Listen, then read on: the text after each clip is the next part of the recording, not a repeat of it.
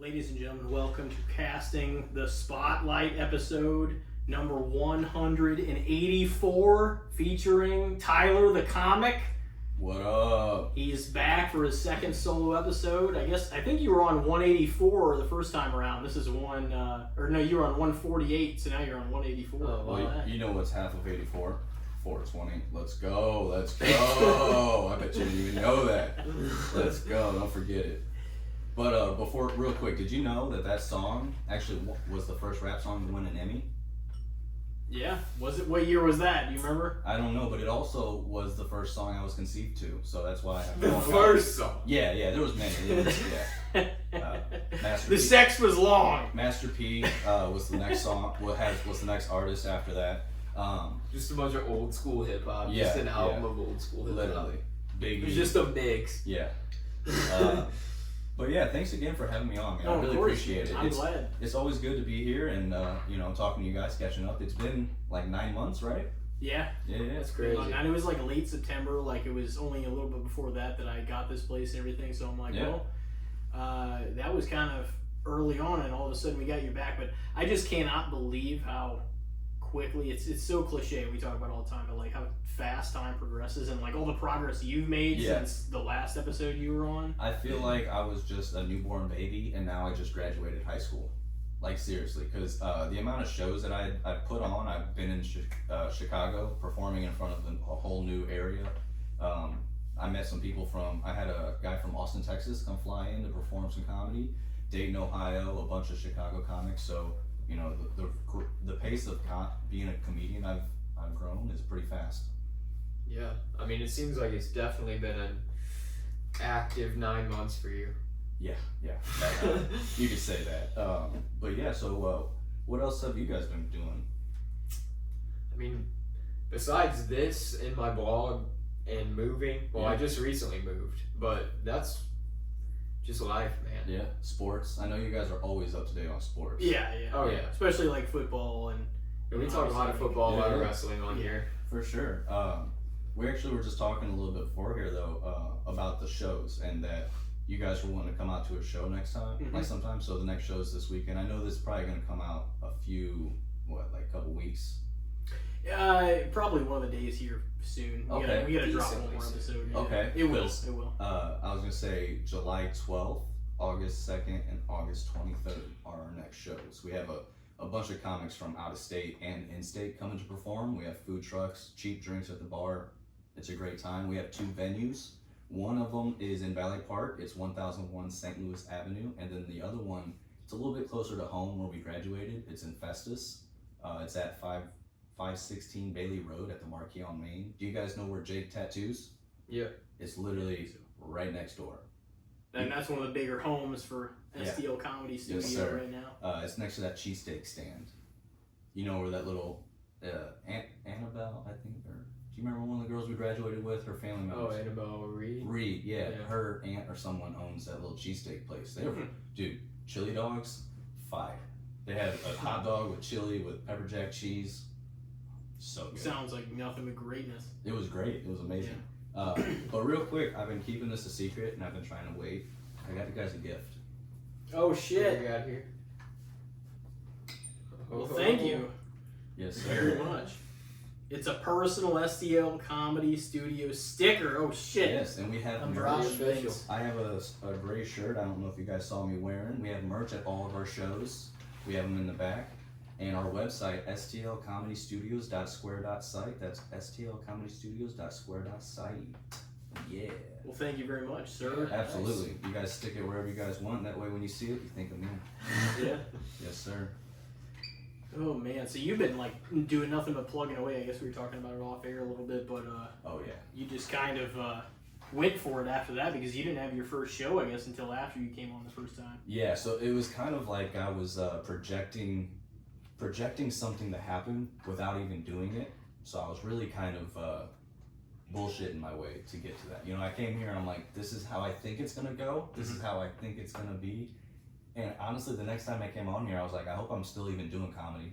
You know, I might not even be doing this in another 6 months, but it's actually been the most fun I've ever had in my life.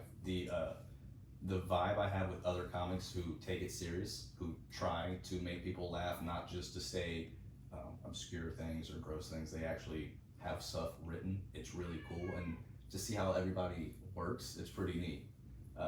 There's some people who travel out of state and they'll come in and be like the toasted raviolis and just mention certain things that are close to here that you're like, oh geez, like what do other people out of state think about our food? You know, and that's got to be like half of, maybe not quite, I don't know what the percentage would be, but like a lot of it's got to be relatability. If they can understand where your jokes are coming from, they're going to immediately be like, oh, that's hilarious, because we get that completely. Terrible driving, there's a lot of that referencing to terrible drivers. Oh yeah, like dude, I know because I work like in not the best part of St. Louis. Well, I don't work there because my route is in like, you know, like South County-ish area, but like the plant where we have to meet every day is like downtown, not the best area. Yeah. So it's like, even driving there in the mornings, the cars you pass, the things you have to deal with, it's like, it's literally Mad Max. People live by their own set of rules. We have so much construction that people are always like, we don't know where to go, the potholes are bad. Then they're asking me where to go for food, and I'm like, Emo's is like the only place I can really ask or really recommend. They're like, what about barbecue? And I'm like, oh, I could tell them a whole bunch of places they should go to. I feel like you guys would really, and this Stellar Hog. This is go to the Stellar Hog, go to Felix's, go to the local house in Arnold. Felix's. Well, this is go to any of those 3 places and they'll fucking knock your dick off. We should kind of. I just thought of this. It was something I was trying to do with other events because like I have these other games and events that I wanted you guys to kind of commentary on. But so I record the podcast after the shows with these comics. You know, kind of like, hey, how'd you guys like the show? All that stuff like that. But if you guys wanted to, you know, expand, and that's why I do these podcasts with people out of state because, you know, if you do so many people from Missouri, not very many people from California might see it. But if you have a comic that came from California, his aunt, his uncle, or whatever, is gonna probably watch it, and then it might pop up in the algorithm over there. Exactly. So I have over, you know, 16,000, you know, 30,000 views in the last couple weeks in the days of my things because I have so many out-of-state people that I'm tagging and constantly keeping it current. So there's other out-of-state people who are reaching out to me because they want to be a part of it because they're seeing that I'm doing it. So when I do these shows, you guys could probably come and record with 1 or 2 people, just kind of like casting the spotlight on them. Similar to what I do, but if you guys needed other guests, you know, just to kind of reach out, to kind of branch states. out. I was gonna say that anyway. Like, it'd just be interesting to talk to people. That's why we encourage everybody, especially if they're like an out of the norm of just being a regular friend kind of guest. Because then if they share their stuff, all of their people, their family, their friends, like, you know, if they were living in another state at one point or whatever, all of them are going to see it. And I'm like, people underestimate the power of sharing and commenting and like spreading the word just through basic social media. So the reason why this has grown so much is because of that. Like I recorded 2 podcasts in one night because I had 6 people from Chicago and 1 from Dayton, Ohio. So I had a podcast with all 3 Chicago people. So that's 3 separate people and 3 separate families from Chicago that are gonna probably watch it. And then I had another podcast right after that with 2 from Chicago, 1 from Dayton, Ohio. So in just a matter of 2 episodes, I've networked completely out of St. Louis. And then so I already have my friends and family that might be like, well, what is he doing with the interest? They want to know what am I asking these people from out of state? What are they, you know, how is this conversation going to go? So the interest of people wanting to see it already, I'm already banking on people that I know is going to watch it. Now I'm hoping to just reach out to outside people. So that's why it's grown so fast, is because I'm solely trying to network out of here, because people around me they're already going to see it. You know, I'm already friends with most people, and that's how, you know, I don't even know a lot of these St. Louis comics, but they know who I am. You know what I'm saying? Like, I don't know a lot of them, but they've seen this, they've seen what I've been doing, they know who I am. So I'm trying to get out there so I can actually meet them face to face. But it's been fun trying to navigate through the social media to grow this whole brand, because, you know, starting out when I was here the last time, I didn't have multiple venues to record at. Or to shoot at. I didn't have multiple states of comics with expectations of how these shows are going to go.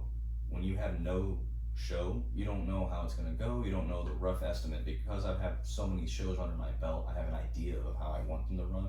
And just hearing other people be mind blown that I'm only 6-7 months into comedy, let alone running these events, it's only going to get better. And that's why in these next couple, next year or two, if I just keep at it, it's gonna be pretty big.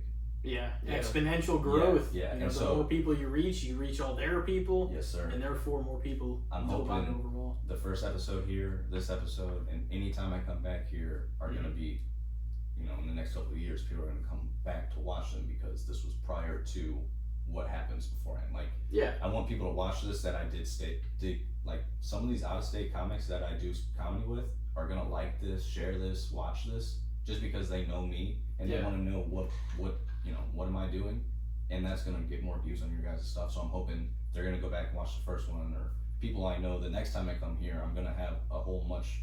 I showed you 55 comics, right? Next time I come here, I'm gonna have 160 comics. There's so many people that I want to network to where, it's just.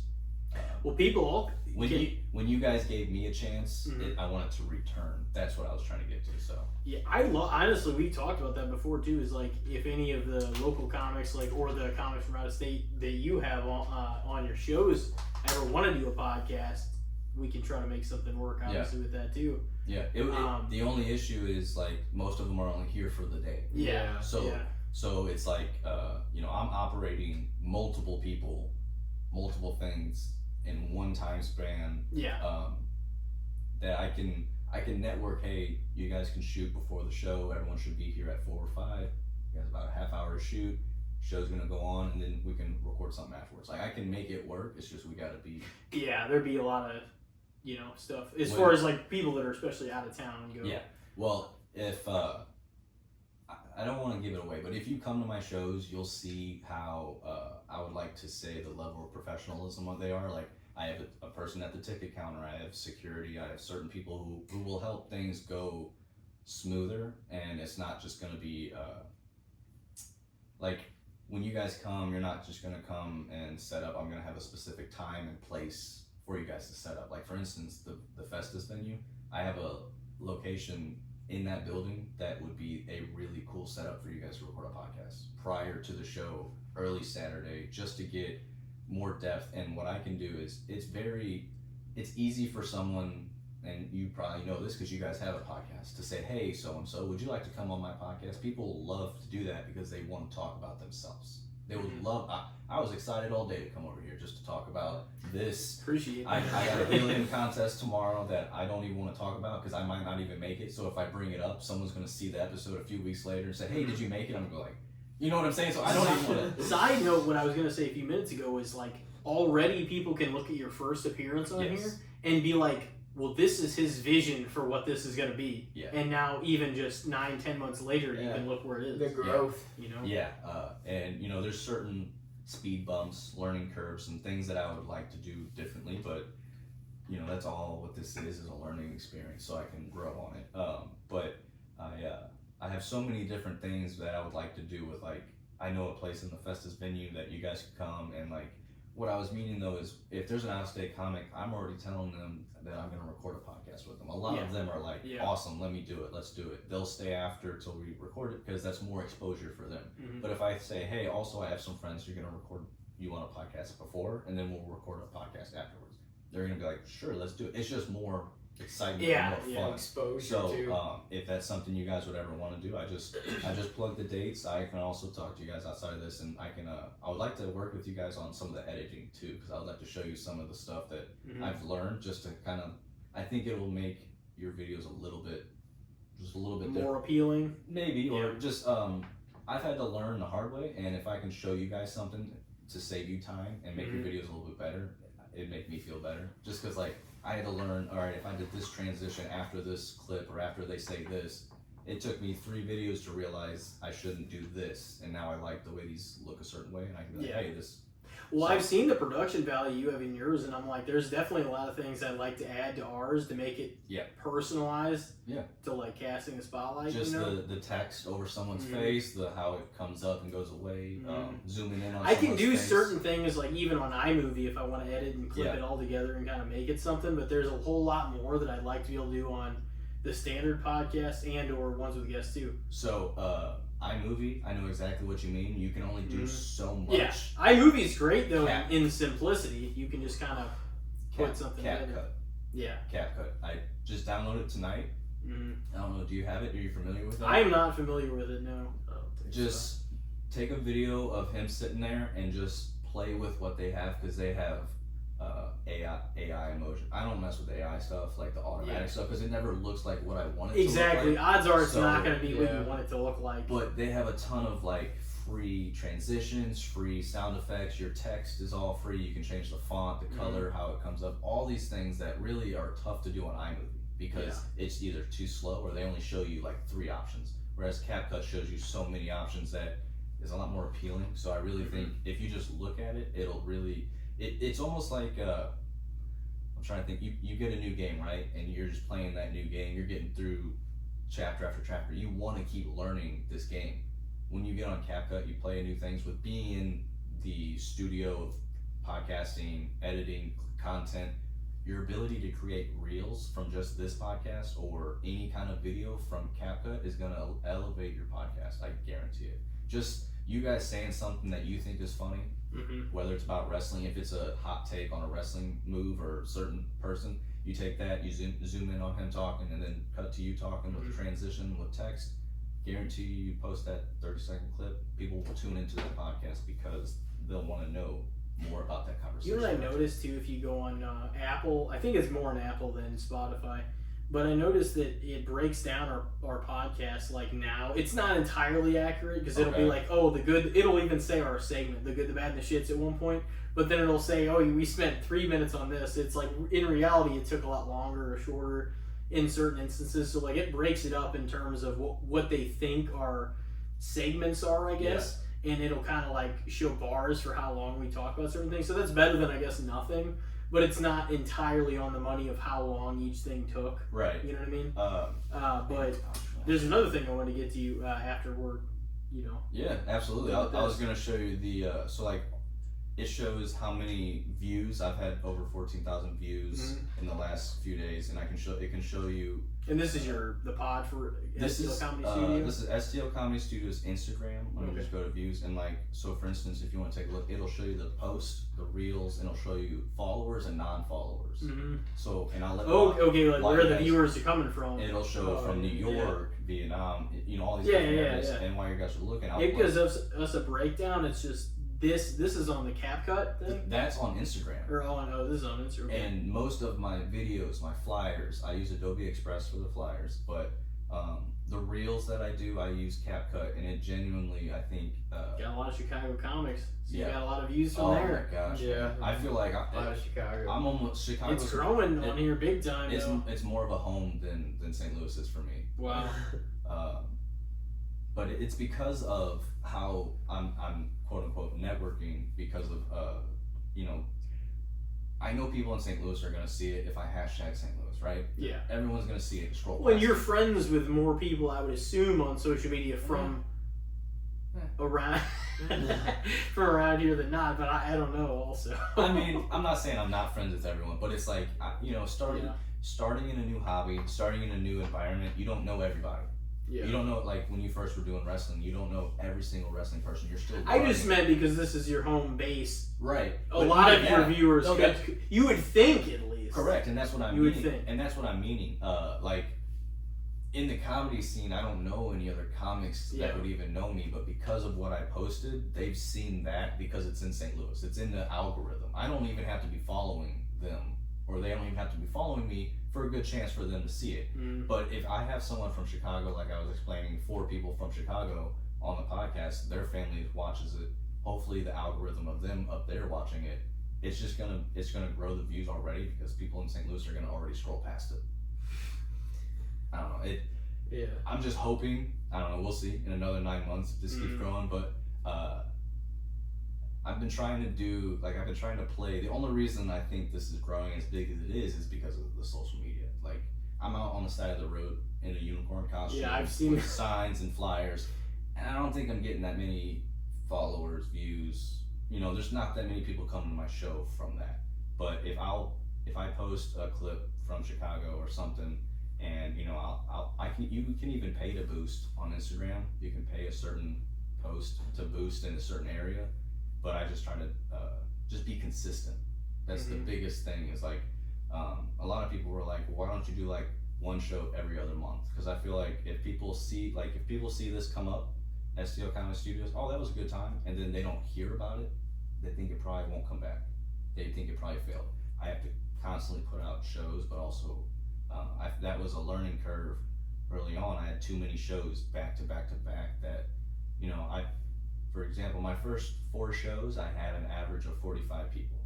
But because after those first 4 shows, I had 2 shows back to back, and then it was like back to back, I didn't have enough time to promote them. Yeah. It really dwindled down to like 5 to 10 people a show.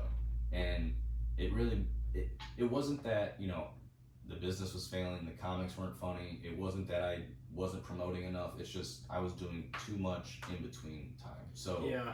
that was something I'm trying now, is spacing out. It gives me a lot of more of a break in between. You can kind of establish your own pace. Yeah, and that was a learning curve with how fast I was doing these shows, and it just made me feel like, you know, it wasn't being successful when there's only a few people in the crowd, even though everybody had a great time, and it was like, you know, it was great. But so I've been trying to promote the heck out of all these shows. I'm sure you guys are tired of seeing me on social media sharing the same flyers, but I feel like if no one sees it, they're not gonna. They're like, oh, I forgot, or I didn't even see that. When it's like, I've been sharing it every day for the last 60 days. You kind of learn though too. It's like, even with, you know, just doing some of the content creation we do, like, you feel like at a certain point, like, you're like, oh man, if I keep sharing the same stuff, like, it's annoying. Like, you feel annoying, but at the same time, it's better to overload the system than to not be seen. Well, because the other thing is, a lot of people that have a lot of views and a lot of likes and a lot of, like, you have to make, realistically, a lot of pieces of content every day in a realistic world of getting your shits. The Facebook algorithm too, and I'm sure you've noticed this big time also, is that it's so weird compared to what it used to be. It is, you might not see shit for 5 days. Yeah. It's, you know? And it says like posted a few days ago. My thing is, like, I'll take a lot of time and I'll do a lot of effort into making these reels. Like, I did a reel, like a little clip of me outside fishing, and I acted like I got a big fish, and it ended up being a flyer to a comedy show. Just little, and I took so much time to edit it, to put the sound effects, to make the flyer, to do all the stuff, and I'm like, this is a really good video, and it only got a couple hundred views. And it's like, I feel like there's a lot of people who should see this. Because, like, so I'll try to reshare it, because, like, you take a lot of time and effort into one video, and not that many people see it.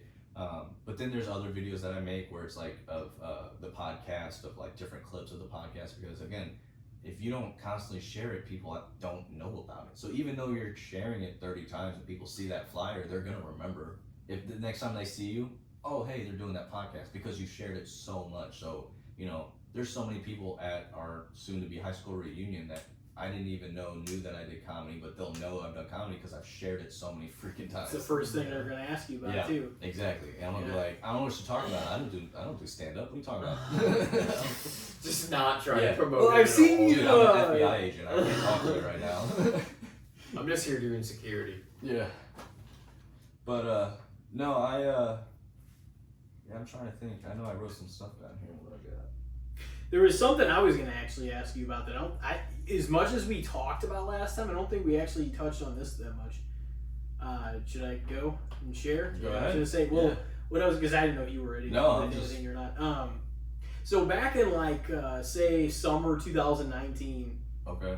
Whenever we were just talking, I remember a specific phone call me and Elijah were on after watching podcasts and everything, and I was getting off work one day. And I was on my way home, and we were just talking about doing a podcast because we were watching, like we've talked about before, Joe Rogan's podcast and all the comedians that he's done with other guys, and that just the dawn of the podcast, even earlier in the 2010s, but it's such a high period in that 2018, 19, 20, right before COVID kind of era.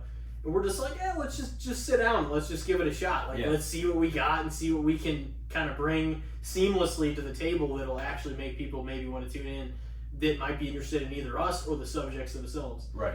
And I was kind of wondering, when you decided that this is what you wanted to pursue comedy-wise, and or also I wanted to ask you, like, if it was a certain, person, or if it was a combination of, like, a lot of those guys, because I knew you followed a lot of those podcasts as well. You were sharing some of the same stuff that we were watching. So this is not really a sensitive topic, but a big pivotal point in my life. So most of the people who talk about comedy, they mention the big name comics like Eddie Murphy or any big name comics, and I'm like, yeah, I know them, but do you know the people who aren't the big name comics? Because I'm such a fan of comedy. I've been a fan of comedy, podcasting, all of that stuff, movies, my whole life. But unfortunately, about a year and a half, 2 years ago, certain things have transpired. I lost the house I was living in, and I was living in my car, and I was using the gym parking lot to sleep in, and then gym membership to shower and brush my teeth and stuff before work. And in that moment, I realized it was, why not try to do it now? In my mind, I was like, let me just get the house, get the family, then I'll try to do comedy, because that's always what I wanted to do. And not always does it go that way. I got there, lost all that, and now it's like, what else am I gonna lose, right? And so that's when I decided to book a venue, get some family and friends together, and I tried writing some jokes. I actually put different ways, one-liners, callbacks, true stories. Tried really hard at this and got the feedback that I didn't expect. And I was like, well, I'm gonna keep doing this, because what's important in life? If, like, everyone's got a job, you have your family. I'm not saying family's not important, but what gives you, like, what the feeds meaning? your soul? Yeah, why are you here? Some people are like, I've always wanted to be a firefighter. I've always wanted to be a doctor or a nurse. I knew at a very young age, I'm not a roofer. I'm not a construction guy. I'm not a doctor or a space engineer guy. I don't know what I am, but it's none of those, because that's too hard for me. And more certain events in my life. My mom had me at a very young age. She got pregnant at 14, had me at 15, right? That's unfortunate. That's not very common. Now it is, but not back then. Grandpa's a crackhead, still a crackhead. How many people do you know who does crack? Right, that's unfortunate. My dad has been in and out of prison my whole life. He gets out and dies a few weeks later from a gun. Like, not like heart issues, like something that, So there's so many things that had happened throughout my life that I'm like, why is this happening? But more so, like, it's almost funny to talk about, because it's like, everyone's got those knock jokes. Everyone's got those dirty jokes. But let me tell you a joke that I wrote about my family, and it actually makes everybody in the room, including my family, laugh. I'm not just saying jokes to hurt people's feelings. I'm saying well thought out jokes that everybody in the room is laughing, and it's just like the greatest feeling ever. Like, it doesn't matter, I just smoke weed, I don't do any other drugs, but it's the biggest high I've ever gotten is getting off stage. It don't matter what you're doing. If you can get some people to laugh, it's the best feeling ever. And so it's that energy of the crowd, like wrestlers and athletes and comedians, and anybody that is in that position will say that too. They're like, man, that is the true drug. And so in that moment, I was like, it's now or never. And I decided to start, like I said, to start booking other comics, start doing things. I was touring. I did some comedy in Chicago. I have shows once a month. I'm going to do Helium tomorrow night, and 12-year-old me would shit his pants if he even was told, hey, you're about to go do this, because I'm so, like, my anxiety and all this stuff, and it's just every show I do, it's more and more my dream is becoming a reality. So it don't matter if there's 2 people in the crowd, if there's 100 people in the crowd. I cannot wait to do it every time. when you ask me how do I have time to do all this stuff, it doesn't feel like work when it's all I think about all day. Yeah. Even and that's helps. the thing is like I find myself just being speaking of work, being actually at work, like what's your government, basically attentive job to where they're like, okay, this is your write off on your taxes, blah blah blah. Your actual job. Yeah. I'm thinking about things like at work other than my job almost the whole time. You know what I mean? I wish I had my notebooks, because I have 2 different notebooks that have over 25 pages of jokes, multiple jokes on a page. Some of them are like 1 or 2 jokes because they're super long. All I do at work is think about my work and what I'm going to do to expand. Like I'm at home, I can't really say I'm at home. You're doing like certain on things. autopilot at your actual job. Just like doing certain things, and I realize that I've been writing 3 jokes the whole time in this little notebook on my side. I'm like, that's a good premise, and it's just like, I'm not here to do heart surgery. I'm not here to do roofing. I'm here to tell dirty jokes. That's all I'm here for, and having a good time. You gotta find something that feeds your that pays the bills in the meantime. Well, unfortunately, that's but it don't matter how hard I gotta work outside of it. If there's a comedy show, it gives me something to look forward to and to work for. Because after a show is over, like this weekend we had one on June 28th. Sunday, it's almost worse than the day after the Super Bowl when there's no more football. You're just like, what do I do now? There's no, can I edit? Yeah, I'll edit, but it doesn't give you that drive because you have just experienced the show of just so much fun, what you've been working for. It's building towards that moment and like that high, you off the stage, talking to the crowd. It's the biggest like come down, and then like I'll use Sunday as like it's a trash day, and then Monday I gotta like, all right, what's the next date? Who's coming? Where's it at? Who? What time? And then at least you have that to look forward to, though. Each time you're like, all right, well, it's time for the next one. You know, we'll start building and promoting. Well, keeping that drive. Yeah. Well, that's actually what's the best part about. So I'm performing at Helium tomorrow in this competition. I'm hoping I can make it through the first round, and then there's 2 other rounds. If I don't make it through the next 2 rounds, whatever. At least I made it through the first round. I just want to at least go and feel like I did enough to make it through the first round, because they take 100 comics. There's different rounds of people. 3 out of 10 or 15 a round go to the next round. So there's me and 14 other people who's performing tomorrow night, and I'm just hoping I can make it through. But the biggest thing about that is I'm performing on the Helium stage, so I'm gonna get a photo with me performing on the Helium stage with the background. Hey, Kevin Smith performed there. I mean, I've seen we've seen a show there actually. I mean, I've seen several. Saw Mark Norman there. Dave Attell. I mean, there's so many. I mean, Steve-O's been. Everybody's been there, and so Mick Foley's been there. and if you would have said, "Hey, you're gonna do stand up 6-7 months, whatever. You're gonna go to Chicago. You're also gonna be on the Helium stage. It doesn't matter. I'm like, sign me up for that. It just sounds like that's what when it's when you're doing something, that's what your goal is. Like if you're trying to be a wrestler, what's your goal? WWE. When you're a football player, NFL, what's your goal? Helium, these big stages, touring. Like that's literally what I'm trying to do. And so I just hope I can make it through the first round. I didn't want to talk about it much because people are going to ask me, and if I don't make it, it's going to hurt my feelings. But if I don't make it, that's fine, because I still have several shows for STL Comedy Studios to look forward to. This isn't my life. This is just something I wanted to do. Like the way I look at it is like I'm Ash from Pokemon, and I'm just trying to collect a little gym badge. So I want to get like the Helium St. Louis funniest, and I want to go to Ohio and get Ohio St. Louis funniest. But put a pin on your little lapel. Yeah, and like I've heard a lot of other comics who have won this specific contest, and a lot of them are like, it's not a big deal, this, that, and the other. And I'm like, it's not a big deal to you. Like, even though this isn't like my life, it's still something might be a goal for you. It's something I'm very, I remember this specifically, like back, in high school, junior high, whatever. I tried out for the basketball team, like in high school 2 times, didn't make it, right? Crushed me, because it was the only few times that I tried to apply myself, and there was just so many other people that obviously not everyone's gonna make it. But like, if I don't make it through this, I'm gonna be like, I knew I shouldn't have fucking played basketball. Like, I'm gonna be so pissed if I don't make it through the team league contest.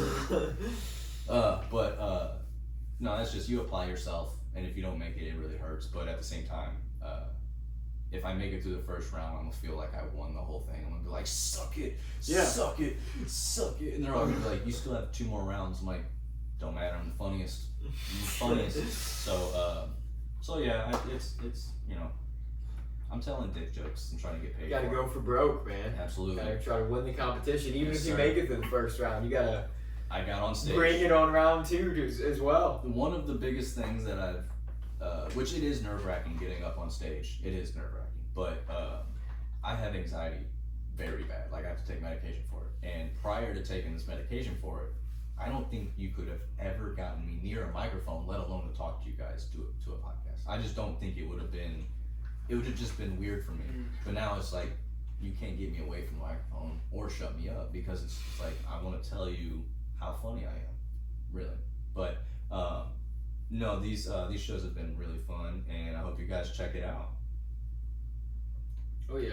Yeah. I mean, you've been putting in the work for sure.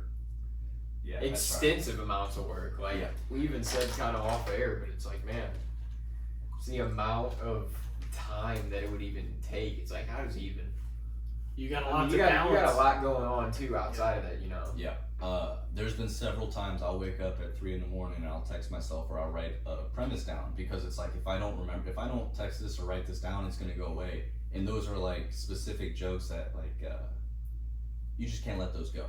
Like if I just let it go, then I'm not doing what I can as a comic to like, because most of those jokes are either my closer, my opening line, punch, because it's like, it's just something I think of that I'm like, oh, that's fucking hilarious. Anytime you get an idea, you Yeah. gotta document Yeah. it, because like it'll go away. Yeah. You know? I mean, I wish right now I could go into detail on some of my jokes, but obviously I don't want to give away some of it. But there's several jokes that I came up with like 3 a.m, got up to go pee, and I'm like, oh, that is funny. And then I text myself and put it in my bit.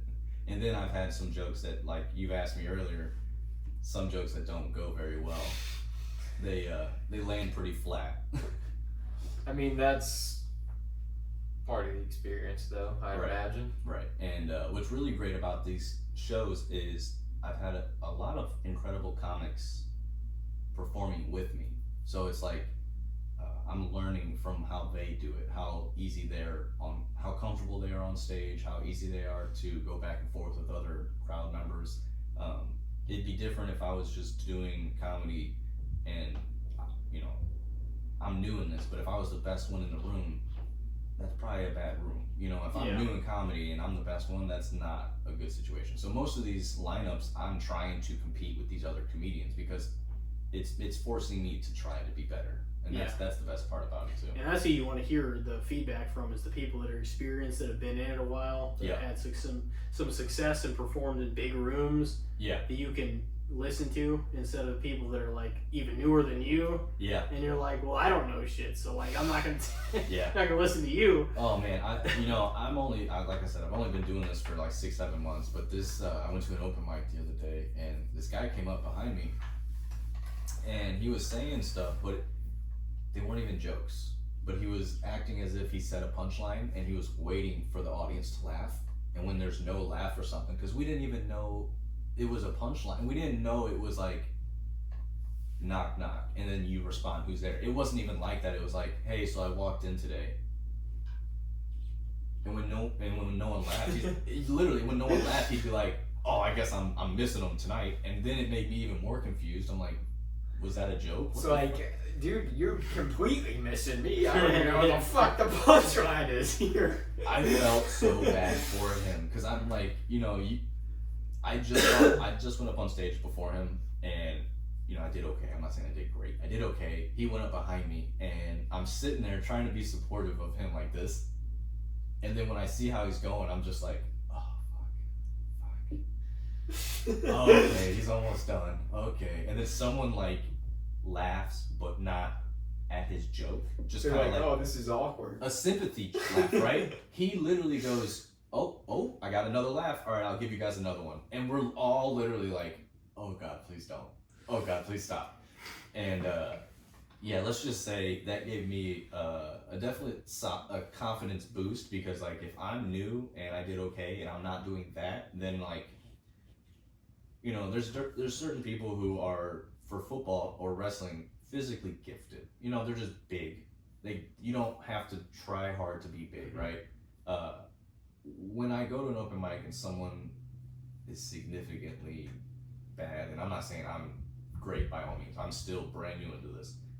It makes me feel like, okay, I don't have to try super hard to get to where I'm at because I'm already at this level. Like, I just got to keep going. It's hard to compare yourself to other people because you don't know how long they've been doing it, but it just made me feel like I'm going in the right direction because at least I'm better than him. And I know that's terrible to say, but it kind of helps to see somebody yeah. somebody take a fall harder than you every now and then, you know? Yeah. It was bad. And whatever you're doing. It was you bad. know, whatever you it's just It was so bad. Yeah. But so yeah, that guy just couldn't read the room. So not at all. You don't need to do another one, buddy. No. it's And then- not landed. And then because my girlfriend's black, he laughs. He's like, "Oh, the sisters got me," and we're like, "Oh my god." But it was a good time. You never know what you're gonna get. I've had some audience members get super drunk and yell at the comics, and then the comics like jokingly like, "All right, get him out of here," and it's like, is he serious or is he joking? But then, you know, they're cracking jokes. But no, these comedy shows have been a lot of fun. We haven't had too many drunk people getting in the way. I've had 2 comics. So listen, I am all for making fun of the audience members, right? Having fun. Mm-hmm. I've had 2 separate comics from Chicago. I don't think they know each other. Call an audience member a bitch. I don't know if you're gonna bleep that out or whatnot, but they've done that. Every show after Nothing's getting bleeped out. every moment after that, every show, gone downhill. Nobody likes being called a bitch. So I realized that really early on, even if you're playing, don't call someone a bitch. Because it's bad. I feel like you gotta be at a certain like level to be able to say that and get away with it, and just for them to be like, oh, okay, it's just passe Right, over their head. And being in comedy, you think, you know, you can say whatever, right? Say dirty jokes, say things that aren't true. But I found out very early on, and these 2 guys were experienced comedians. It wasn't just like new people. One guy, he did it and comes back in, he goes, "Man, I just bombed for 27 minutes. I'm like, that was before you called him a bitch and you bombed. Damn. Like, I don't know. I just... the room, like feeling how bad it's going, and then to call someone a bitch is like, if you're doing bad, you're not gonna call someone a bitch and think you're gonna go up. No. You know what I'm saying? You don't go up from there. You're like, all right, I'm bombing. What can I see in the crowd here? Hey, bitch. Yeah. Literally. But yeah, it's been really cool to see some comics though that are, you can tell who are experienced, who are professional, show up, tell some jokes. And it's a great thing, you know. Everyone, it's something that pushes me to do it every day, and that's why I want to do it every day.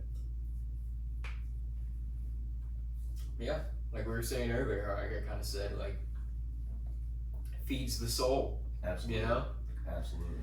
Like we were kind of touching on earlier. Like, I don't know if like the podcast and like talking about different entertainment things, ranking things, like doing stuff on my blog with stuff like that, and like talking about different wrestling and whatnot, you know, with you on here, and like that feeds my soul more than my job. But like I've never, like we were kind of saying, like, oh, people are born into, oh, that I want to be a welder, I want to be this. Like, I admire that because those people have to be here, but like any job I've ever had, it's been to keep the lights on. It's been to pay the bills. Like, I've never had a job where I'm like, this is it. Yeah. Like, I am excited to come here. No, like, I can tell you, I've been lucky enough to have that twice when I cleaned aquariums. And I do, that's part, I have a side job. Well, didn't that basically instill the idea? It's same logo. Yeah. It's just instead of a microphone and a stool, it's a mop bucket and a mop. Yeah. So it's STL fish tank cleaning. So I clean saltwater aquariums and freshwater. But for like 2 years, I was cleaning and installing saltwater aquariums, and that was the coolest. Like, I didn't want to leave the building. I didn't want to. Like, I was excited to go to bed and wake up the next day to go to work, because dealing with coral and fish and just a hobby and having your bills being paid by that was such an electric feeling. And you know, certain things happened. I found out that it's not that that isn't something I want to do forever. I would like to do that forever. It's just I just realized I don't like to have a boss. You know what I'm saying? Like someone tell you what to do, how to do it, all that stuff. Like having your own business, you can schedule it, you can work with the customers. Because me and customers have a great relationship. It's just like asking off during a snowstorm. Yeah. Like for instance, I've had the same boss, and there's no shade to him because he's running a business. I get it. Drove through several snowstorms to pick me up, to come to the store, to clean the fish tanks, to like be an open store for customers, and we've had 1 or 2 people come in. You know what I'm saying? It's a snowstorm. It's a Nobody's snowstorm. coming to the fish store. It'll be okay if it throws down for 1 day. You know what I'm saying? And so it just wasn't the best relationship there, and it pushed me into finding a shipping job in a warehouse. And if you ever want to be in prison, go work in a warehouse. It's the closest thing to being in jail, because like they're like, you can't have your phones, you have to stand on your feet and work all day. If you're not doing something, then it's like, I just want to pay my bills and go home and not feel like dead. Because in the summer, in a factory, there's no AC, so they have fans, so it's like still 85, 89 degrees in a warehouse. And it's just like, if not, definitely higher than that. way high. I was trying to be nice. Yeah. Way higher than that. But that's the when thing. we get in the dog days of summer, Yes. there's no stopping that. And then what you're producing isn't something you feel like is useful to life. Like your job is not important, in my opinion, because of what you're producing is such a minimal. People throw these things out. No one really keeps. It's just certain plastic things, and it's just like, this is why I was born, to wake up at the butt crack of dawn, work all day, go home super tired, make dinner, go to bed, and do it all over again. And then I get 2 days on the week. Like, I found, there's certain things that, I told you guys, I'm still trying to go through this divorce. I would do this divorce over 3 times if I can still be doing this comic stuff.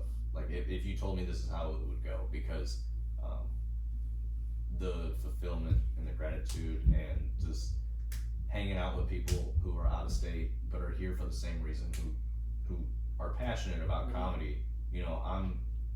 People are thinking, oh, you're just telling jokes on stage. Yeah, but I'm also building a network, because I have movie scripts, I have all these things that I want to do that, say I have a comedy movie that I'm doing, and there's a specific character I want to reach out from someone from Ohio or Texas, or someone who I'm working with, who I have a really good relationship with, who I've done several shows with and podcasts with. And they're like, hey, I can come fly in, I'm doing a show in Illinois, we can come shoot that scene. And it's similar to where you guys came on here early on when I was just starting this. That person might go on to do whatever they are, but if they get bigger, or if we get bigger, they're always going to be tied to that, and we work together. And we were working on building something together, it's not all about the money. It's not, there's certain things, like we're building something that we want to do and want to be here. And every comic I've been a part of out of state who come and see the shows that I put on, they want to come back. They want to come back. They want to be on the podcast. They appreciate everything I do. I've had people who, because I have so full lineups, they're wanting to come in sooner if anyone drops out. Like, there's not a waiting list, but it's just like, I can only have so many comics on a show before the show's 2-3 hours long. And people are, you can only laugh so hard before your face your jaws hurt and stuff. And so we have food trucks and cheap drinks at the bar. And it's just a great time. So I think I know what your guys's, like when you said you don't know what your job is that you want to do forever, I think I know what your guys's is. I can't tell you, because you're going to be like, no, it's going to happen. Because you guys have been doing this for how long? And you haven't stopped? 6 years. Right. Mm-hmm. There's some things that I feel like, oh, well, like for instance, the things I'm going to show you, or if we touch base and we continue to work together with editing, or just if you record with some of the comics, the growth in just these next 6 months to a year is going to be more than the 6 years. I would like to think, because I'm a very a hardworking, passionate person, that if I care enough to do it, everyone around me is going to grow. And it sounds crazy, but I bet on myself more than I bet on other things. Like, if there's a guarantee on, there was a time where, for instance, I was living in my car, like I told you, and no apartment, no trailer, no place would approve me for anything because of the situation. And I was like looking on Marketplace, on Facebook Marketplace, right? I found a trailer on sale for like a lot of money that I didn't have. And on Facebook Marketplace, it never shows you where exactly it is. But my job was like here. And I reached out to him. I said, hey, can I come look at it? And it was less than 2 miles away from my job. 3 minutes away, I could pull right into this. It had a fenced in front porch, a pond right behind it to fish.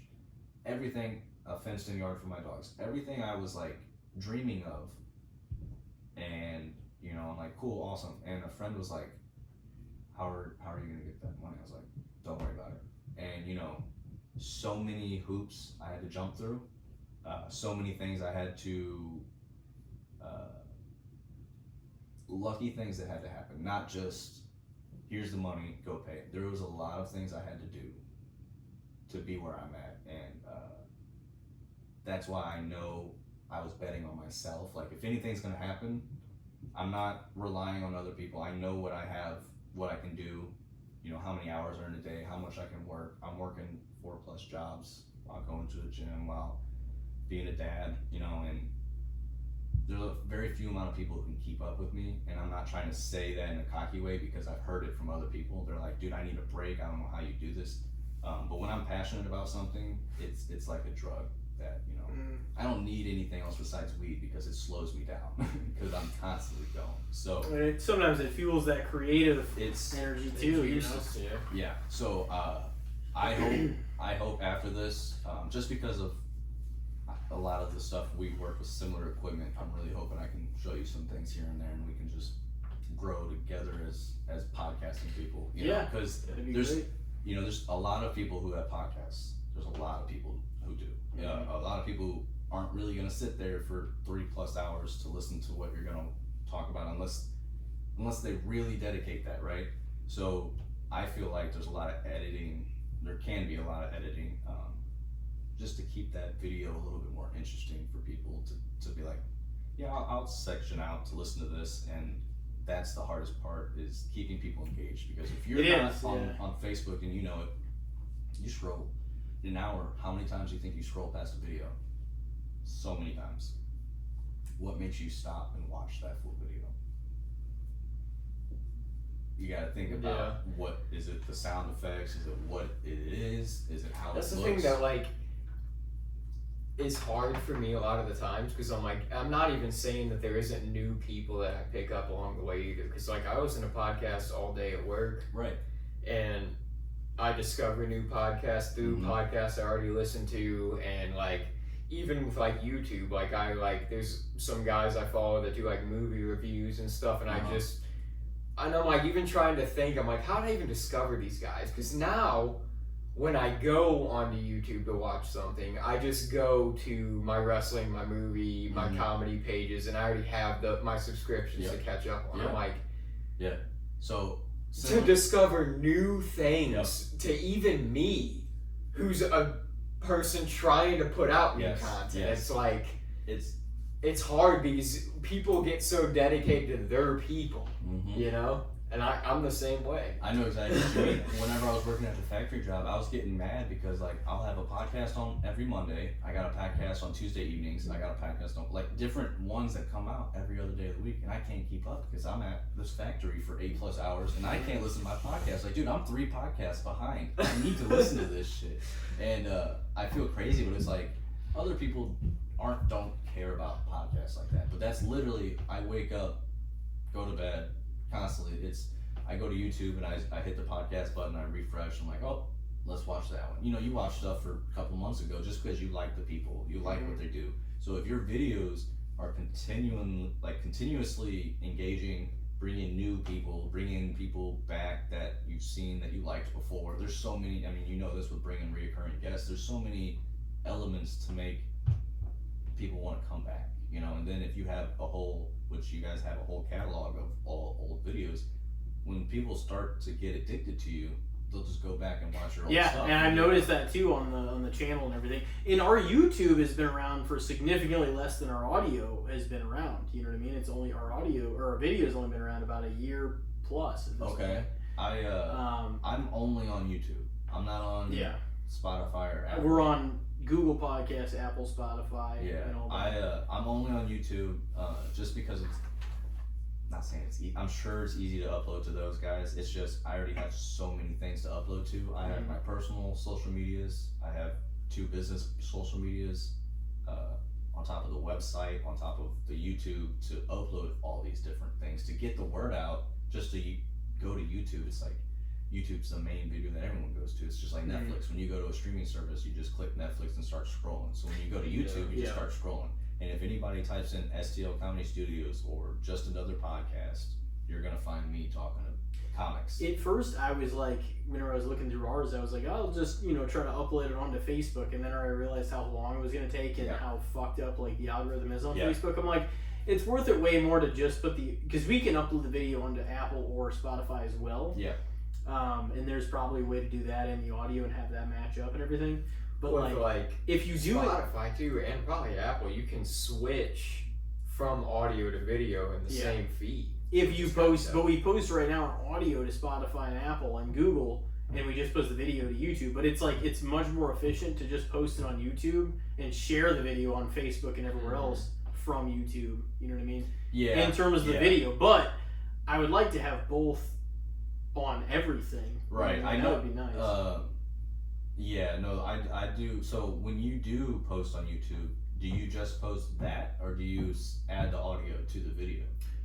Just the video for now, because we cut it and we also don't have the music for copyright reasons on the YouTube. That's what I was going to talk to you. But do you know, and I remember you mentioned this to us last time. Do you know how I would rather have the audio on the video and have the video than have the audio that comes with the video. Yeah. Because the audio that comes with the video is not nearly as good as this crisp audio that everybody hears on Apple and Spotify. Do you guys ever check out one of my podcasts? I got songs that I paid for the copyright. I have the crisp, clearest audio on every one of my videos, because you transfer that SIMS card file over to, we'll talk more about this afterwards. I would and we can talk about it on the break too. Yeah, I would love to just show you guys, to show you how easy it is and how much it'll elevate your ability, because the videos on YouTube, if the audio and the lighting is not good, there's a very small chance people are going to continue to watch it. And that's one thing I think. There's some different lightings that I think, just like one light, like there's 2 LED lights on a pole that if you put one right there and one right here and shot right here, it'll elevate your views. And then once I show you the audio situation, you're gonna have twice as many views, and you're gonna be like, I don't see how, but it's because people are gonna be like more engaging. If it's bright, it's gotta be bright, and then like people are dumb. Just clear. People are. It's honestly it's a human like mind trick to some extent, because all it is, it doesn't even take like all that much extra to just fool somebody into being like, oh yeah, and like it'll completely change it too. Like if you click on a video and it doesn't feel like any of the podcasts we watch, like it would be great to have software you could switch from face to face while someone was talking and things like that. Do you see any of the stuff that I do that with? So like right now, I have a really high definition camera, but because I'm only one person and I'm doing all this stuff, I don't have a camera guy that can do capturing all my audio and camera and stuff like that. But right now I use the iPhone for the most part, and I'll get it to a position like this, and then say, since I'm talking, I'll go and edit, I'll trim one section of whoever's talking, that beginning section, I'll zoom in on their face, and then I'll cut and trim to where it goes back and forth like that focal person. So like, I don't have the high def cameras and all these computers to do all the stuff that we see, Tom Segura's level of production, where they have a studio window where they have all the keyboards. There's so much stuff that I'm like, I know when I get there, I know what I'm looking for. I know how to do it from not having all those tools and ability from what I have now. Like just CapCut and Adobe and iMovie, all you have now, you'll be like, why didn't we do this in the beginning? Just because of how much clearer the audio is going to be when you connect this sound with the video for YouTube. Is going to sound amazing, and then when you get those 2 lights, make it a little bit brighter, it's going to look a lot crisp, and then when you do your intro, it should be like on your face and then both of you guys, and then back and forth. Give it more like engaging feels, and I'll show you some of my videos at the end. And then the only part that really sucks is when you sync up the audio and the video, is getting people's mouth and the audio synced up. Yeah, you got to get that shit almost exactly right, because that is, it's just like watching an old movie or something on TV. Watching a Bruce Lee film. Yeah. If it doesn't add up, or if it's a 0.5 seconds off, it's so noticeable. It just makes you want to tune out. If my girlfriend was here, she'd tell you that's the hardest part of editing. Isn't adding the text, adding the transitions, doing all the fun stuff. That's fun stuff. The hard part is taking out all the uhs, the silences, the long pauses. Whatever's not really interesting or engaging, just go ahead and take that out, because you need this however long video to be interesting if you want them to continue to watch it and then to come back and watch it. Because if not, you only have so many seconds to be engaging into these people's social medias or whatever. Somewhere else, before they're like, all right, I'm not such an overload nowadays too, that people's attention spans and go away so quick. And I know the dedication that you have to your movie vlogs, your ability to just get that exposed more will grow everything else. That's like the dedication to writing all that stuff out, to take the dedication to watch the movies and do all that stuff. We just needed more spotlights on it, in my opinion. Like and that's why, like, some of these reels, I take so much time in these reels, and I'm like, I don't think enough people seen this, so I'll reshare it. Because like, you take so much time and effort into something, and it's not that it's not good. It's not that people aren't going to like it. It's just because they don't see it. And because there's so much content, you have to constantly put it out. Yeah. And you just have to be engaging. And so having the text, asking these pre-written questions to some of these comics, like when I show them the questions, they're like, oh, I didn't think of that. Give me a minute. I'm glad you showed. Like, I'm giving them these questions before we shoot the podcast, because I don't want them to be thinking kind of on the spot, because that does cause a lot of delay time. But it does. Also, kind of as a comic, you want to kind of set them up, right? You want to be like, hey, I'm going to ask you this, and they're going to be like, your mom. Like you want to set them up. So I said, what's your worst experience as a comic? How was your first experience going to an open mic? Who's your inspirations? Why do you do? So many questions that I would want to be asked as a comic, because again, as a podcaster, people will come on here because they want to talk about themselves. Also, you guys are just here to help bring in your guys' stuff, but also kind of cast the spotlight. Or get that out of them. Exactly. In some cases for some of our friends. And you have a really good way of like bantering back and forth. And that's why, again, I feel like I know,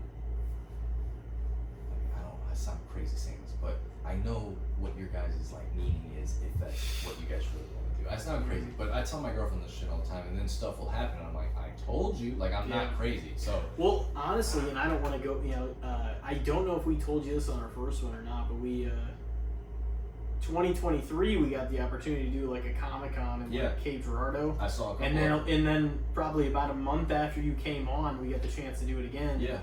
And so that was like really fun, because that's just something like you don't always think about whenever you first start the podcast and everything like that, but that's just something that was a product of, it's like, well, I mean, if we hadn't chosen to start this and continued on with it, like this is never an opportunity you would have had. Correct. Absolutely. And that's why the first few people also, I was like, the food truck, any food people I'll interview, because, not very many people are going to be asked, hey, can we talk to you about yourself? So people are going to be, like, sure, let's do it. And so you're getting their friends and their family engaged in the conversations as well. And so that's why a lot of your friends and followers, people who've liked your videos, are a lot of people of other people. So, it's just about the growth and how you it's keep the pushing. Reach out there. Yeah. The more people you can, with the podcast especially, or like, with comedy, I'm sure, like the more people you can bring in to do it with you, or at least it's more eyes. All you need in the beginning is eyes. Absolutely. I saw you looking at the time. Are you wanting to take a I was break? going to say, you guys ready to take one? Yeah, we can take one. All right. Well, ladies and gentlemen, we will be right back. This is episode 184 with Tyler the Comic. Stay tuned. Ladies and gentlemen, welcome back to Casting the Spotlight, episode 184 with Tyler the Comic back for his second solo episode. You know what it's time for now? It's time for some classic old good, the bad, and the shits. Yo. rate things on a basis of overrated, underrated, or fair by your perspective or societal perception of said thing. So we're gonna see what we got tonight. Elijah, you wanna give us the old start off? Yeah. What do you think of stand-up comedians having podcasts? Okay, I feel like that was targeted towards me, but okay. I just feel like in the sphere with I guess it kind of started with Rogan, and then Rogan's sphere of buddies, he told every one of them yeah, you should get a podcast. They would do it after shows. Yeah, and then Stuff like all that. of their friends kind of have podcasts now, and it just feels like every stand-up comic, when they kind of start, it's you got to get a podcast. It's just part of the cycle of almost doing it now. Yeah. Well, some comics think they're interesting enough on stage that they can be interesting enough on video for a long periods of time. Some can, some can't. I kind of cheat by having other people on my podcast, similar to how you guys have other people on your podcast. I have out-of-state people that come in and I can kind of touch an audience that wouldn't be just similar friends and family that have known me for so long. So I think it can be overrated. So many people have podcasts, but at the same time, you gotta weed out the ones who are gonna stick around and the ones who are gonna go early. And who you might look to for advice, or who you might just be listening for entertainment purposes. Correct. Or who, there's different things you could take from various people. Obviously, Rogan's long-standing is the most successful and most watched podcast in the world. But that seems like because he's interested in all of the topics. Well, and he has everyone on. It doesn't matter the political party, the sexual orientation, the occupation. But he's also whatever. becoming more known as the podcaster than a comedian. So at what point? Yeah. But he's always going to do comedy. You know what I mean? He said at one point he will basically retire from podcasting. Who knows when that's going to be. But it's just cool. I like podcasting. I'm sure you guys do too. Yeah, but I don't think consume a lot of them. But I don't think a lot of comedians translate to podcast like they would on stage. As you can only, I don't know. I'm not a fan of Theo's podcast personally, because it's just not an engaging podcast. I have to like that person not just as a comedian, but as a person to watch them on a podcast, because I know when they're on a podcast, they're themselves more so than the comedian on stage. So see, I want to see Joey Diaz do stand-up comedy, right. but I really enjoy and as everyone does, I really love listening to him as a person. Yes. In his storytelling and everything on his podcast. Him as an individual, I'm it's almost hard. I would love to see him because that might be the only time I ever get to see him live do anything. So I would love to see him do stand-up comedy, but at the same time, getting to know the person would be even more interesting than his on-stage stuff. You know what I mean? Yeah, for sure. That's kind of what I was gonna say too. With some of it's kind of shown too. Some comedians are better, obviously, on stage, and they would be on a podcast. But there's also been the vice versa of that now, where there's some comedians that are better podcasters, kind of than they even are on stage. And that is it seems like a lot of the comedians that translate the best are the storytelling comedians, because that's kind of what a podcast is anyways. So, and I feel like a lot of similar to people who get into 3D printing, or people who get into RC cars, there's hobbies that people can get into and you can go all in, or you can just get in and burn out real fast, because I feel like there's a lot of people who get into podcasting. It's fun the first couple episodes. They kind of realize it's kind of tough to talk about something every time, and then they kind of just let it go, because I've had a few people say, hey, me and my buddy started a podcast, but and it's you guys can, everyone hangs around and talks, and that's a conversation, but not everyone wants to hear that specific conversation unless there's a topic, or there's some kind of just like radio hosts, just like TV hosts. As well as I do, regardless of views, of listens, of followers, there's a difference between doing 17 episodes and doing 170. It says two different complete things. Like if you do 17 and you're all and you've been in for like years, like I'm not even comparing like success or followers or anything like that or money, you know, maybe you made doing it, but us showing the commitment of doing, you're the 184th episode ever. That says something completely different than doing 17 episodes over 4 years. You know what I mean? Absolutely. That just seems like, well, we'll do it every now and then when we feel like it. And I mean, I'll give you an example of that's a very big thing in comedy. You know, someone can be like, how long have you been doing comedy? And they'll be like, I've been doing it for 7 years. But they've only done 2 open mics a year. What if they said 8 shows? Yeah, it's like... And, you know, I'm still new. I'm still only been doing this 6-7 months, but like the amount of shows, the amount of things I've been doing back to back to back, being in it, diving all into it, help running the shows.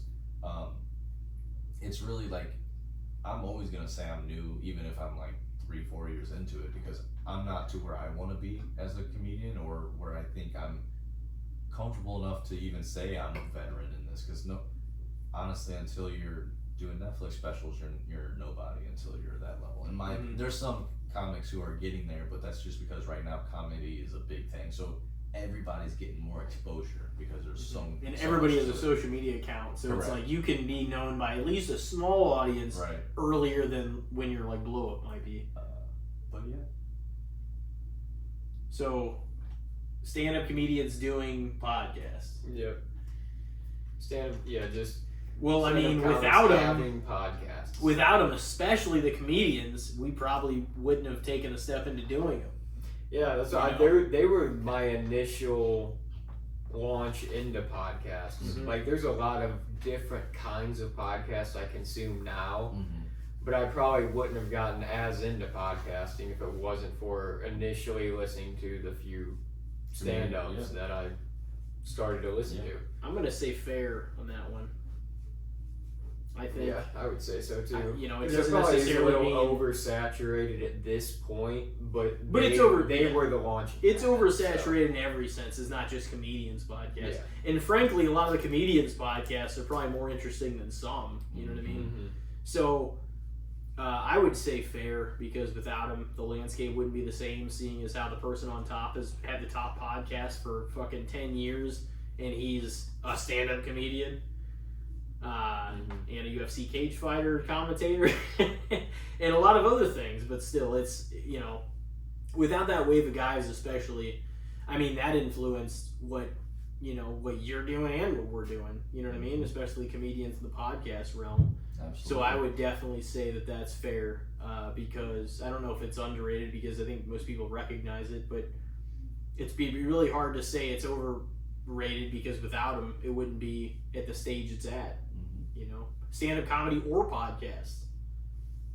So, yeah, I agree. What do you think? Fair too? I'd say so. Yeah. Well, I've got one. If you're not ready yet, or are you okay? I'll just throw this one. This one's completely, since we're all local to at least Hillsboro. This just came into my mind the other day. What do you guys think of local town carnivals? Or I guess you could say fair, but the Jefferson County Fair was bigger to the whole county. The county fair. So I would just say, let's just keep it to like the smaller ones, like the local town carnivals. I'm sure we all went to them. There. I've never liked a single one of them. Maybe I'm probably the only one, and that's fine. I hated them. I hated the roller coasters. You didn't have to go. Not the roller coasters. The sketchy clown type, like homeless guy running the machines, like everyone. Yeah, it was like the traveling carnies. Smoking a cigarette. That'll be one ticket. The scrambler that was just like the whole time it ran. It's like, the scrambler was badass.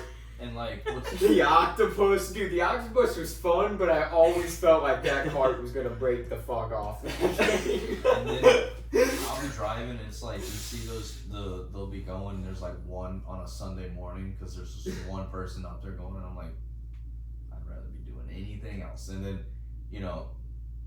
the goldfish, the prizes you win like goldfish, you pop the balloons, stuff like that. Like, I don't know. I just lived like 9 days. That goldfish, if you're lucky, 9 days. That shit wouldn't make it home. The food was okay, but I just didn't like I don't know. It was always muddy. I just felt like it was always muddy. Yeah, because it was in like late spring. Yeah, no, I don't like them.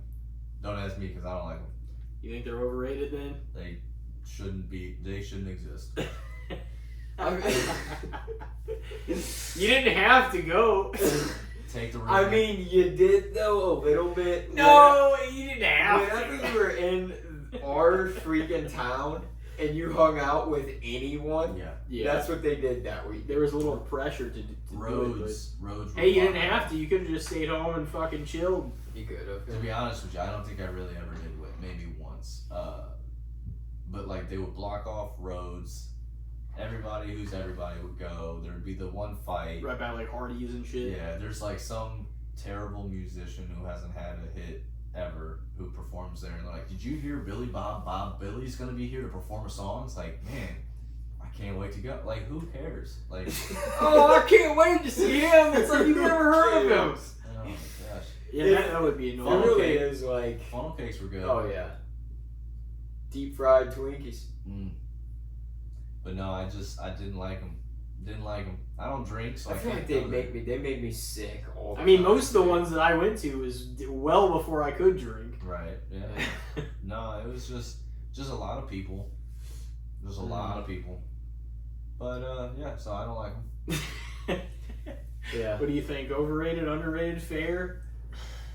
I don't know, because as a kid, I really did enjoy them. Like, I liked going as a kid. But like I said, even as a kid, I remember just feeling sick, like, every time I left. Like, we'd, like, hit McDonald's or Hardee's or something, Hell yeah! and I'd just be like, I don't want anything. Like, Why was that though? because I just felt Oh, because you nauseous. swung around by the scrambler that was Yeah. falling off its fucking hinges. I just felt gross It was afterwards. just extension. He was probably cords eating all over cotton the place. candy. And you're, on the yeah, I'm fucking eating all that scrambler. bullshit too. Going down the slide on the sack. Yeah, I thought about that not too Burning long the ago. fuck out of your legs if they touch the Yeah. metal at all. Ugh. It was always cool though to like get there and be hanging out with your buddies in like 6th grade or 4th grade or whatever outside of school. You'd be like, oh man, this is cool. This is a It'd be different cool energy. to see somebody. Because you'd see people outside of there, you know? You know what's funny is I never won those big stuffed animals. They always made it tough to win the big ones. You know? Oh yeah. It was shit was as rigged as the casino is. Mm-hmm. And you know what's funny is those little carnies, they're just traveling across, having little babies all over the place with different women, not just caring, all right, see you later, going to Kentucky, going to, you know, they're just traveling. And like what I want to know, just who all organizes that? There's no team of carnivals. They just pop up. Who organizes? Hey, I got 17, you know, whistle dings and slides and goldfish games and all that stuff. Who organizes that? I mean, I feel like it's a lineage thing, honestly. Yeah. Like, a lot of times it's like people are born into it, and Sorry. then they like, I just thought of something. they kind of just continue, oh, you know, mom and pop ran Yeah. scrambler. Well, it's kind of like the homeless. During the winter, it's like where'd they all go? But as soon as the sun comes out and it's summertime, there's carnivals everywhere. There's homeless people in every corner. It's like, where do we go during the wintertime? That was terrible. They were so like, actually, yeah. they're just What do you like- got for us? so I asked you prior, and it really wasn't that good of a question. So I'm unfortunately gonna have to, unless you guys got another one, because I have. Oh yeah, we can go a second round. Because the one I thought it was more of like your opinion, not so much overrated. Some of this, You know what I I'm mean, saying? a lot of this is your opinion and your vision through 'Cause I had the way asked you him, see it perceived.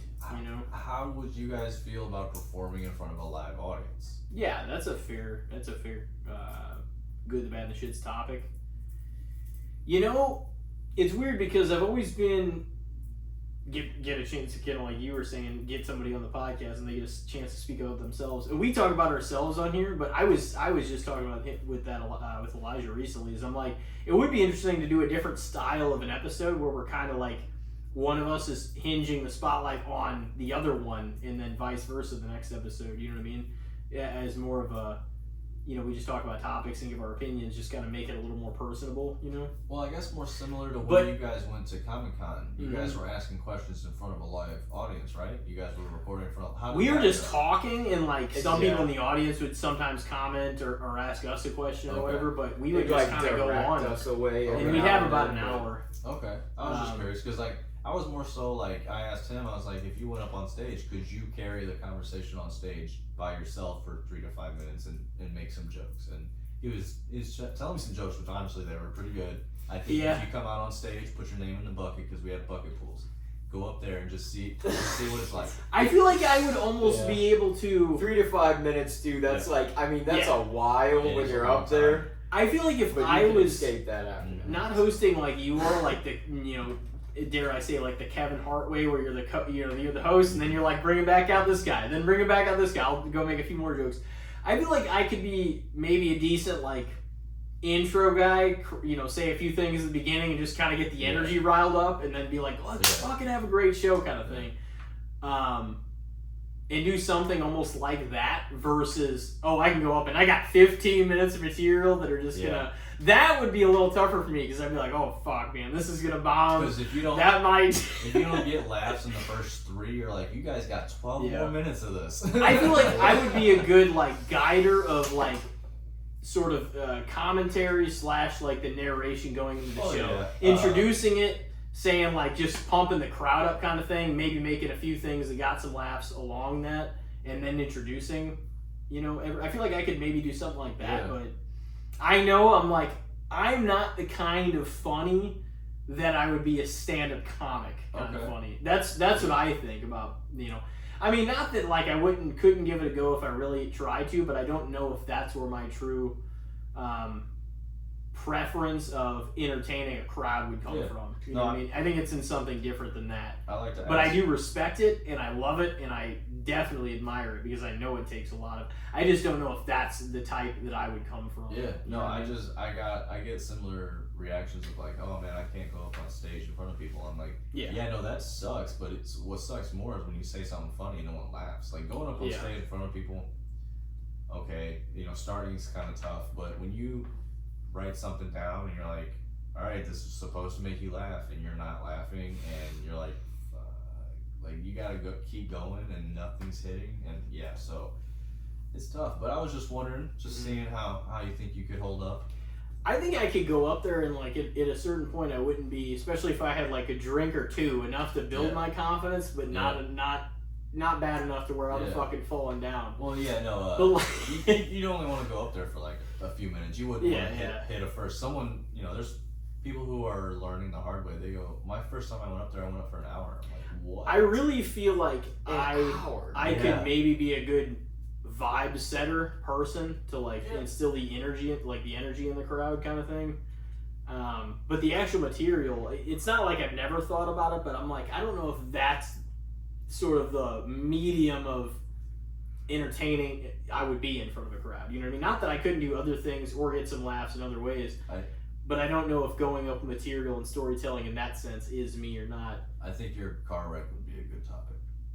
Well, That's something I could talk. Like we talked about that before. I'm like, that would be that if I really wanted to tell the story on the pod, just for myself and anything future. I'm like, it would probably take a whole episode for me to tell specifically what happened and how. Because I mean, I have everything from dreams from the hospital to the way I felt when I came back home to getting back on my feet again. Like there are so many layers to that story. Yeah. That I mean, obviously jokes can be made out of it too. Yeah. Like even I've said things about it now that I'm here to tell them. Right. But there's just that's a whole thing that I'm like, if I really wanted to get into it, I could, but I would have to be kind of like ready and set to dig into the whole story. You know what I mean? Mm-hmm. But yeah. Anyway, did we answer on the last? What was Oh yours? no, it was Well, I asked you, but I asked, how would you feel about going up on stage? So I didn't know how you guys would like to retain that towards the question. I mean, I would say going up on stage in general would probably be underrated, because I feel like it's a pretty fearful thing to. Most people do not, and I don't mean this to like demean anybody, but like most people do not have it in them to, like, there was a poll done some years back. Like, most people said it was like 80% or something like that. Most people are less afraid of death than they are public speaking. That's kind of wild. It was like 4 out of 5 people were less afraid really of wild. death Yeah. than afraid to public speak. Yeah, I believe it. I believe it. It definitely was nerve wracking, but I don't know. It's just that's something I don't even until I go up there. It's not something I think about, because then I'll be freaking out about it the whole time. But until I'm like about to go up on stage is where I'm nervous. But I have this helium competition tomorrow night. I'm really nervous about it, but if it goes great, that's awesome. I'll be super happy. If it doesn't go great, then I still have a show this weekend, June 28th. We have a bunch of Chicago comics. We have a lot of Chicago people actually. Dayton, Ohio, Austin, Texas. A lot of fun. You guys should come check it out. Yeah, it sounds like a good time. From all over the map. Yeah, I was gonna say from literally all over. Like, but that's the way to branch out, man. Yes, sir. Yes, sir. Oh man, no, best of luck to you regardless, because tomorrow, I mean, that's gonna be a big, performer at the Helium. That's gonna be a huge deal. I'm excited about that. Like I said, just to go up on that stage after only being so new into this hobby, that's just a blessing. So. That's Yeah, you're doing the damn thing. Yes, sir. Yes, sir. I admire it. Yeah, I would definitely say going up on stage, like, to perform is underrated because, I mean, most people, even like me at times, like, I'm not going to act like it's like 24/7, 365, I'm ready to perform. Like, I can get myself there, I'm sure more than some people can, but it's the kind of thing where I really need to be confident in the material, what I'm doing, in order to do it. Like, not that I couldn't, because, like, I have no, I just did it actually the other, it wasn't like that, I guess, but over a week ago, I did a little bit of karaoke at, like, my sister's graduation party and stuff. And I'm like, so I was just talking on there before then and just kind of bullshitting. But, I mean, people were up and about, and it wasn't like, 40 people were just staring at me sitting down, Mm-hmm. But I know that whenever I feel comfortable, like, I'm gonna have a good time. I'm gonna feel in that place where I can really talk in front of people, and I'm gonna have a good time at the least, Mm-hmm. And I think that kind of energy is like, it radiates off of people, because like same thing as we were talking about earlier. When people see how passionate you are about this, and I'm not even blowing smoke right now, but like that makes so many other people inspired to be like, dude, he is really behind this shit. Like, I'm gonna get on board because I get the vision and I understand what he's trying to do. Yeah, kind of thing. That is infectious. You know what I mean? That passion. I put so much into it where the people who have been doing it for 7, 9, 10 years, they've been around some comedy places. They've been to some venues. They've had some people who know that they're like, these people are going to be in it for a short amount of time. These people they shouldn't be doing it at all. There's, they've seen it, and I get nothing but love and positive feedback that just keeps me going. And even if there's only 2 people in the crowd, I still have a bunch of jokes I want to tell. So that's really, whoever shows up, there's still a show to perform for them. You know what I mean? Whether there's 5 people or 50. I've done both. It's really cool to have a room laughing and all having a good time, because it makes you feel like it doesn't matter what's going on. Everyone's family member who's sick, car broke down, whatever's going on, we're all here laughing and having a good time, and that's great. That's something that I like to do. So anytime I can make someone laugh, it makes me feel better.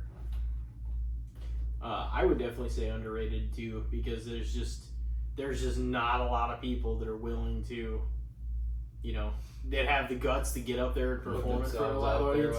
Like itself, like people would rather do extreme things, like we were just talking about, than get up and perform in front of an audience of people. Like they would. There are so many things people would rather do, embarrassed in front of their family, whatever, and then get up and give a speech in front of 100 people. And I mean, I don't entirely blame them, because no matter how experienced you are, there are still nerves there where you're like, ooh. Like, because the downside of it is you get no reaction at all. Well, and you're like, that's a little bit scary. It definitely gets more and more comfier the more you go on stage. So that's all I can. Well, and your confidence grows. that's all I can really keep trying to do is just getting up on stage. So it feels good and feels natural. So I'm hoping to see you guys at a show soon. Yeah. Is there anything else we can touch base on? STL Comedy Studio is on Facebook, Instagram. STLComedyStudio.square.site for all of our shows and future comics. You ready to some stickers? Okay. But yeah, no. Thank you for being here again. It's been an awesome time having you. Thank you so much. I can't wait to do it again. Oh yeah, no, we definitely will. We'll definitely have to keep in touch and come see a show soon. Who knows what the hell else might happen? You know, record a podcast or two. Oh yeah. We'll have to come on yours as well. I got some skit ideas I'd like to have you guys on. So like some little skit just to promote and just have. No. So. Yeah. And see, that's stuff too that we're comfortable with. Yeah. Stuff like that, like just the stuff in backyard wrestling, the skits that do doing like little promos, little scenes, stuff like that, like basically selling. We're good at that. Well, I have the equipment, cameras, audio, way I can transfer it to make it seem more like a movie, other than just like how I was showing you with the audio we were showing outside. Like I'll be able to capture the audio to make it seem like it's a really good skit. So I have some ideas with you guys. So I'd like to have kind of come over and record like a news, like, hey, this is breaking, blah blah blah. You know what I'm saying? Yeah. Like, you guys could be in your boxers, but have like a suit up here just to make it look like just a news thing. And so I have some ideas that'd be cool to shoot and promote everybody, get comfortable, and just see where we can go from there. Hell yeah. Well, ladies and gentlemen, this has been Tyler the Comic, always giving us good stuff, good content, and catch all of his shows here soon, and we'll be in touch. Well, ladies and gentlemen, have a great week, and we will see you next time.